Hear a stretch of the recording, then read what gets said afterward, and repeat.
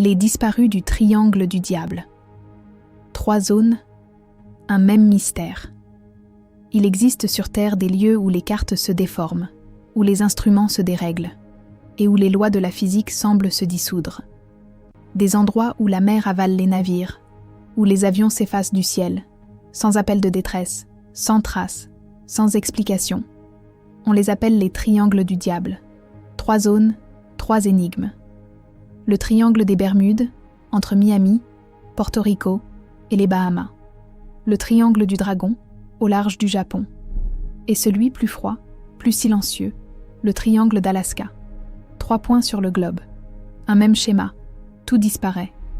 Décembre 1945. 5 bombardiers américains décollant de Floride. Le vol 19.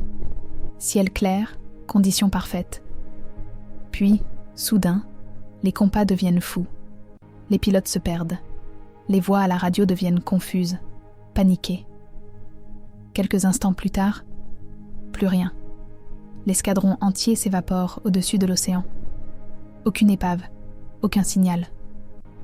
Disparu, comme avalé par le ciel. Au Japon, la même histoire se répète. Des navires coulent sans explication dans le triangle du dragon. On parle de lumières étranges, de brouillards électromagnétiques. Certains survivants jurent avoir vu la mer bouillir.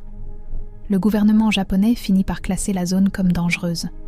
Officiellement, cause inconnue. Et en Alaska, entre Anchorage et Juneau, une autre zone d'ombre s'étend. Plus de 16 000 disparitions recensées depuis les années 80.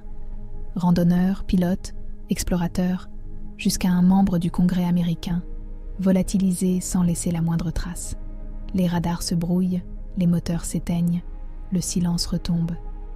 Les scientifiques parlent de poches de méthane, de perturbations magnétiques, de conditions météo extrêmes. Mais aucune explication ne relie ces 3 zones. Et pourtant, les similitudes sont troublantes.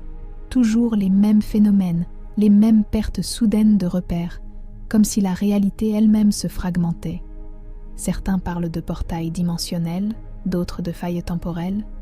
Et si ces lieux n'étaient pas des pièges, mais des passages, des endroits où le monde tangible frôle quelque chose d'invisible, d'immense, d'incompréhensible. Imagine un instant, un avion traverse un nuage d'un blanc irréel, et ce n'est pas l'océan qui l'avale, mais le vide entre 2 mondes. Un battement de cœur, un souffle, et tout disparaît. Peut-être que ceux qu'on croit perdus ne le sont pas vraiment.